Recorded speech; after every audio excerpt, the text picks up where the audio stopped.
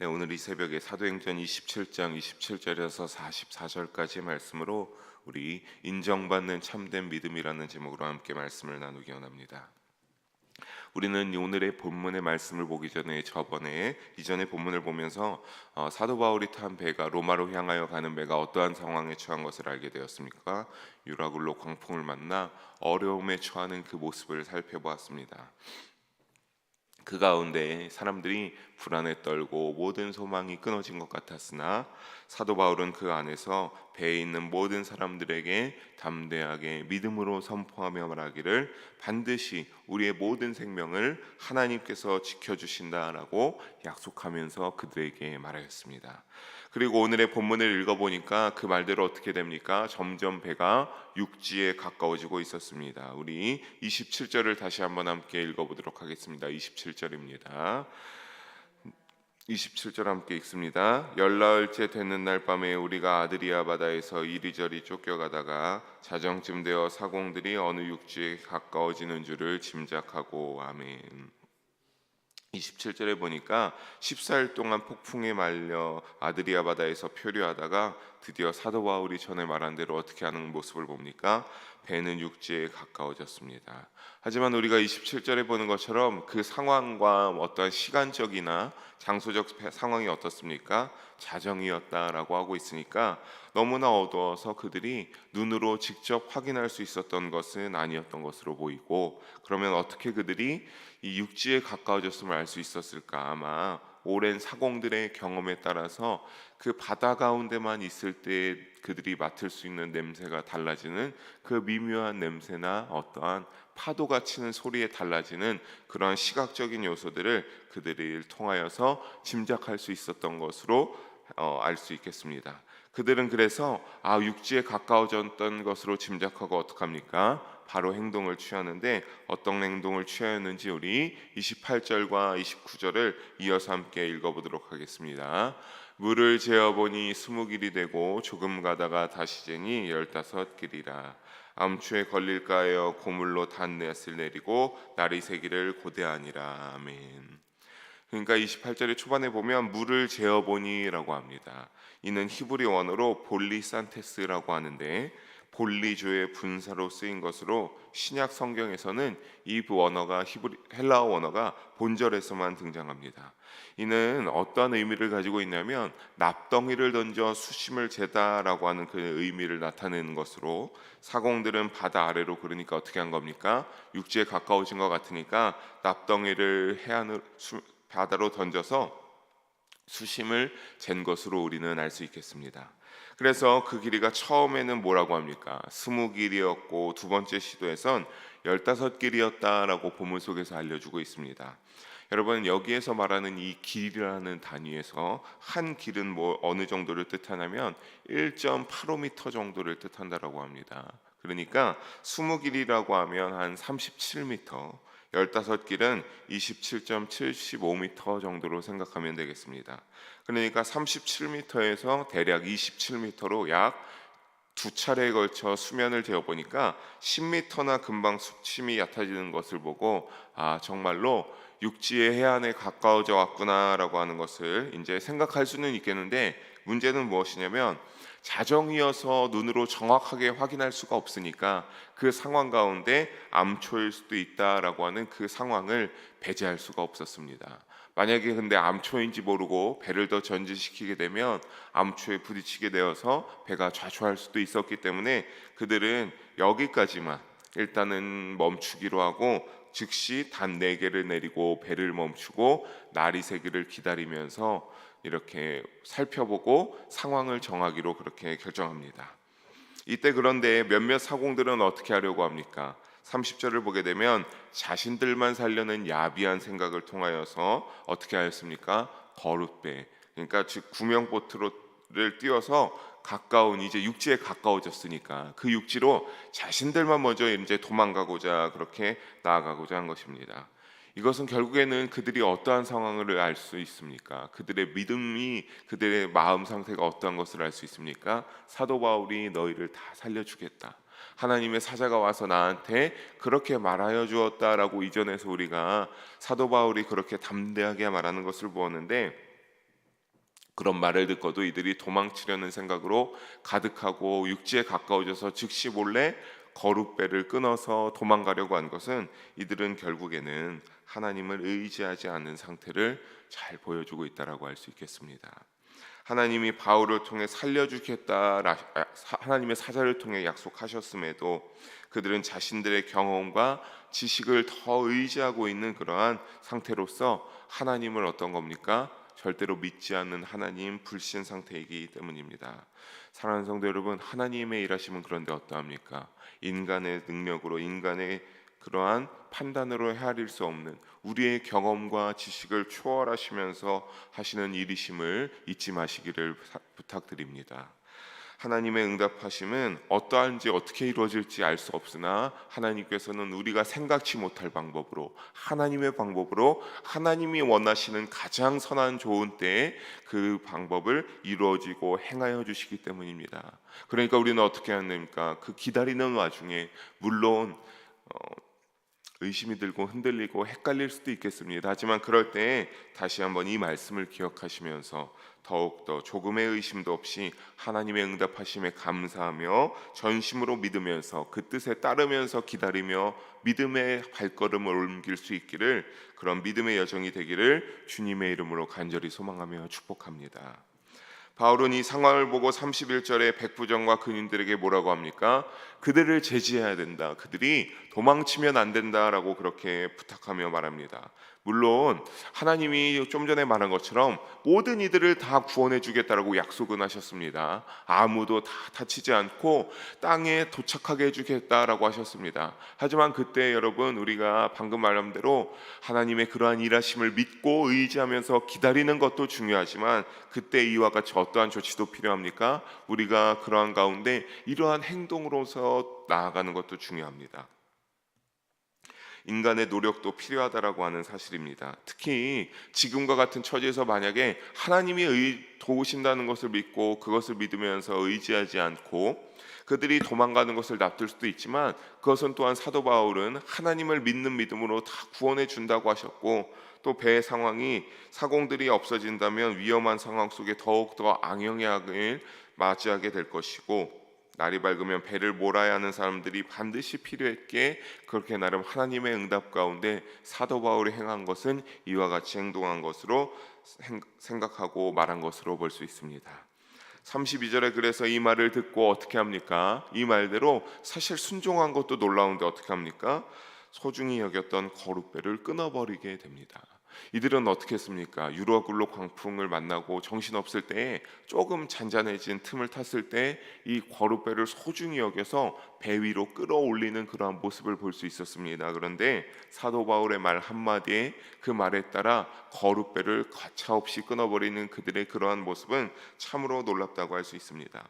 즉, 인간이 생각할 수 있는 구원의 길은 또한 어떠한 겁니까? 다 사라졌다는 의미로서 이들이 사도 바울이 말했던 것을 더욱더 인정하면서 그가 말하는 대로 순종하면서 하고자 하는 그들의 모습을 우리가 엿볼 수 있습니다.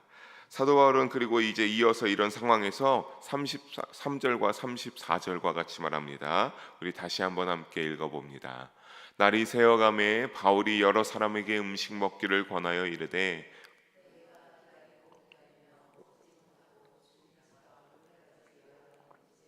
음식 먹기를 권하노니 이것이 너희 구원을 위하는 것이요 머리카락 하나도 잃을 자가 없으리라 하고. 아멘.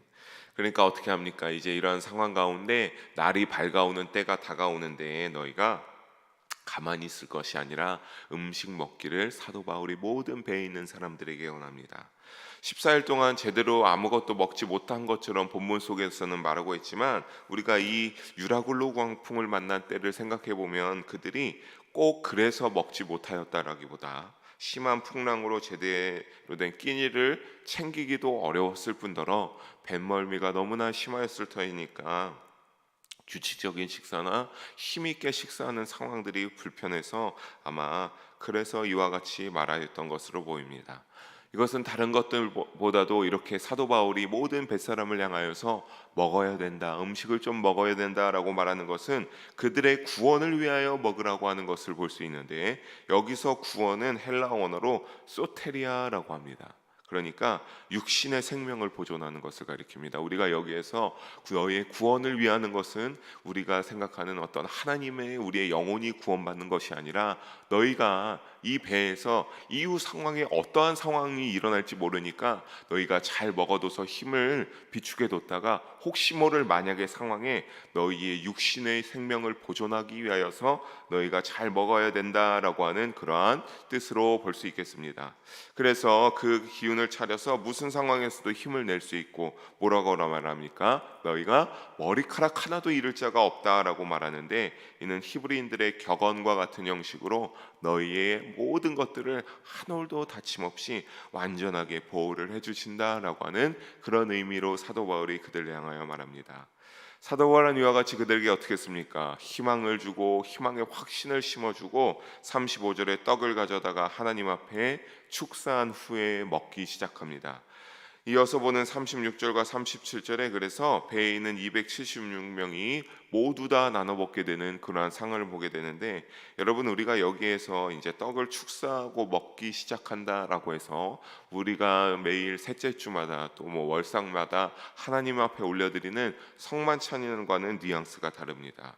왜냐하면 당시의 배에는 일단 많은 이방인들이 타고 있었기 때문에 이와 같은 그 성만찬을 진행하는 것이 힘들었을 뿐만 아니라, 이 사도 바울이 축사하고 떼어서 먼저 먹기 시작한 것은 유대인들의 관습에 감사의 기도를 드린 후에 식사를 하는 관습이 있었기 때문에 그 관습에 따라 사도 바울이 어떻게 한 겁니까?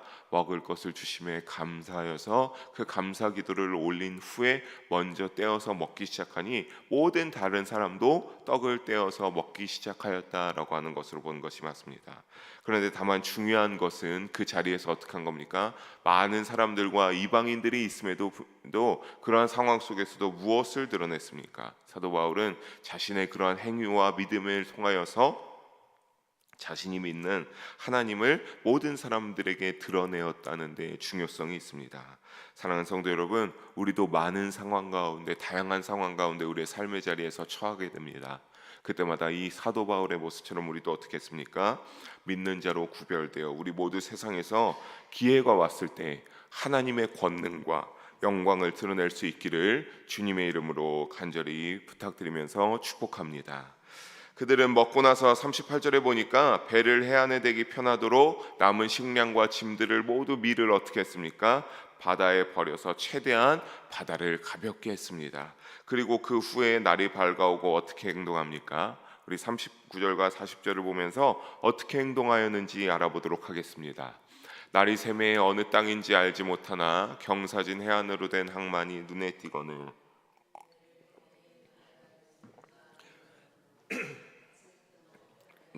버리는 동시에 키를 풀어놓치고 돛을 달고 바람에 맞춰 해날 향하여 들어가다가 아멘.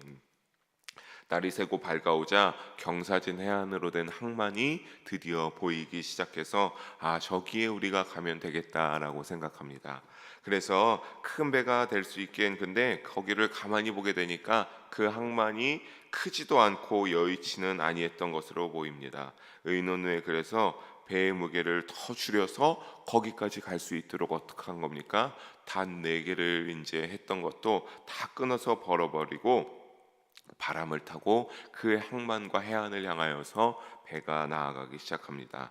하지만 어떤 일이 발생하게 됩니까? 무사히 그 섬의 육지에 도착하게 되면 좋겠지만 41절을 보게 되니까 두 물이 합하여 흐르는 곳, 그러니까 민물과 바닷물이 합류하는 곳에서 결국 배가 땅에 걸리게 됩니다. 그래서 어떻게 됩니까? 이물, 뱃머리는 땅에 박히고 고물, 선미는 물살에 파손되기 시작하는 아주 절체절명의 위기에 맞닥뜨리게 됩니다. 그리고 또 그럴 때에 로마 군인들은 어떻게 한 겁니까? 죄수가 도망갈 수도 있으니까 어떻게 하자고 건의하니까 42절에 죽이자. 모든 죄수들을 죽이고 배에서 탈출하자라고 그렇게 백부장에게 건의합니다. 이 상황 속에서 죄수들이 도망치게 되면 막기가 힘들기 때문입니다. 하지만 이 이야기를 들은 백부장은 다른 명령을 그 병사들을 향하여 내립니다. 43절을 봅니다. 백부장이 바울을 구원하려 하여 그들의 뜻을 막고 헤엄칠 줄 아는 사람들을 명하여 물에 뛰어내려 먼저 육지에 나가게 하고. 아멘. 뭐라고 합니까? 백부장이 바울을 구원하려 하여 그들의 뜻을 막고, 만약에 그들의 제안대로 한다라고 하면 사도 바울도 심판을 받으러 가는, 재판을 받으러 가는 아직 죄수의 역할로서 나아가는 것이기 때문에 사도 바울도 죽여야 됐습니다. 아마 이들은 이렇게 죽이고 나서 이러한 상황이 있어서 여의치 않아 죄수들을 모두 죽일 수밖에 없었다. 우리는 그렇게 행하였고 우리의 임무를 잘 완수하였다라고 보고하려 했던 것으로 알 수 있습니다. 하지만 백부장은 어떻습니까? 초반부터 바울에게 호의적이기도 했지만 지금까지 돌아온 상황을 두 눈으로 직접 목격하고 경험하게 되니까 어떡한 겁니까? 이 사도 바울이 말하는 하나님이 정말로 살아계시는구나, 사도 바울이 말했던 것이 이루어져 가는구나 라고 하는 것을 이 백부장이 깨닫게 됩니다. 그래서 어떻게 해야 되겠다라고 하는 겁니까? 이 바울을 살려야 되겠다, 이 바울을 반드시 살려야 되겠다라고 해서 그 병사들의 제안을 거절하고 모든 살 수 있는 사람, 죄수들까지 포함해서 다 헤엄칠 수 있는 자는 먼저 바다에 뛰어내려 헤엄쳐서 이 하얀 땅을 향하여 가게 하고, 그렇지 못한 사람들은 44절에 보니까 어떻게 합니까? 부서진 배 파편들을 붙잡고, 배가 막 부서지기 시작했었으니까 그 파편들을 붙잡고 육지를 향하여서 헤엄쳐서 나아갈 수 있게 합니다. 그러니까 44절의 마지막에 보니까 어떻게 됩니까? 어떻게 되었다? 마침내 사람들이 다 어떻게 되었다? 다 상륙하여서 땅에 상륙하여 돼서 그들이 그 광풍 가운데 당연히 죽어야만 했던 그 광풍다에서 한 명도 죽지 않고 구조되는 그러한 일들로서 전부 상륙해서 생명을 부지하게 되는 그러한 놀라운 일들을 경험하게 됩니다.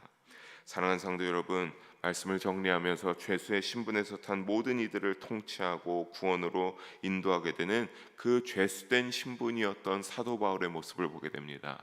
배의 모든 사람들 중에서 죄수들은 가장 낮은 사람들이었습니다. 좀 전에 보는 것처럼 로마 군사들이 이들이 도망치기 전에 죽여야 되지 않겠냐라고 말할 정도로 가장 낮은 신분이었지만 그 중에서 사도 바울은 어떻게 됩니까? 배의 모든 것들을 통치하고 그들을 향하여서 먹어야 된다라고 권하고, 이러한 모든 것들을 기울이고 결국 사도 바울의 말대로 땅에 배가 무사히 도착하게 되는 일들을 경험하게 됩니다. 특히나 사도 바울이 먹자고 했을 때 아마 그들이 먹지 않아서 힘을 비축하지 않았다면 어려운 상황 가운데 그들은 힘을 내서 헤엄쳐서 육지에 도달하지 못했을지도 모르겠습니다. 그런 것처럼 사도 바울이 이렇게 할 수 있었던 것은 무엇입니까? 주님께서 그 믿음을 인정했었다라고 하는 겁니다. 그리고 사도 바울이 또한 어떻다?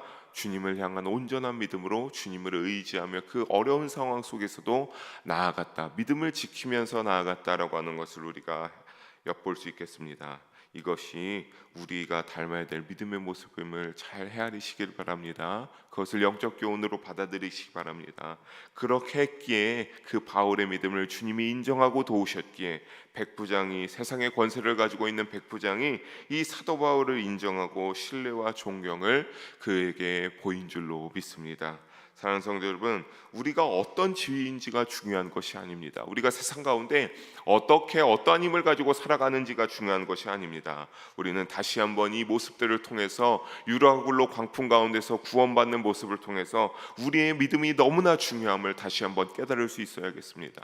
내가 세상 가운데 어떤 지위와 권력과 좋은 것들을 내가 경제적으로 부유해서가 아니라 하나님께서는 우리를 구원의 길로 향하여서 세상 가운데 어떠한 어려움이 있더라도 구원을 향하여 인도해 주신 것은 우리의 믿음을 보고 마음의 중심을 보고 그 믿음이 합하였다라고 할 때 사도 바울처럼 세상 가운데서 인정받는 참된 믿음으로 높여주시고 구원을 향하여서 그 어떤 어려움 가운데서 육체의 생명을 지켜주시기 때문입니다. 사랑하는 성도 여러분, 이것을 우리의 마음 가운데 여기고 믿음의 본으로 삼으면서 나아가는 우리의 신앙의 여정이 되기를 바랍니다. 이를 교훈이자 모델로 삶아서 우리도 인정받는 참된 믿음의 그리스도인들이 영일 성도님들 한 분도 빠짐없이 되어서 주님의 구원의 여정을 향하여 나가고 이 세상 가운데 어려운 일이 있을 때 하나님의 도움을 받으며 살아가시기를 주님의 이름으로 간절히 축원합니다. 기도하시겠습니다.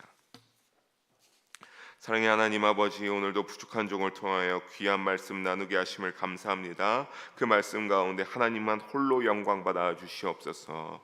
하나님의 진리를 깨닫게 됩니다. 하나님의 마음을 또한 알게 됩니다. 하나님, 그 마음대로 사도 바울에게 임하시고 도우시고 그 믿음을 귀히 보사 함께 하셨던 것처럼 우리의 믿음도 그렇게 되게 하여 주시옵소서. 어떤 상황 속에서도 주님만을 의지하고 내가 어려움을 맞이했을 때 내 믿음에 따라 하나님께 의지하고 나아갔던 것처럼 우리도 이 세상 가운데 그러한 사도 바울의 믿음을 따라 주님을 향해 온전히 믿으면서 살아가는 우리의 신앙생활과 믿음의 삶이 되게 하여 주시옵소서. 그래서 인정받는 참된 믿음이 되어서 늘 삶의 자리 가운데 온전한 믿음을 지키게 하여 주시고 그 믿음에 따라 주님의 손길과 도우심을 경험하며 믿음이 더욱더 굳건하여질 수 있도록 우리 아들 함께 하시고 인도 역사하여 주시옵소서. 사랑이 많으신 우리 주 예수님의 이름으로 기도합니다. 아멘.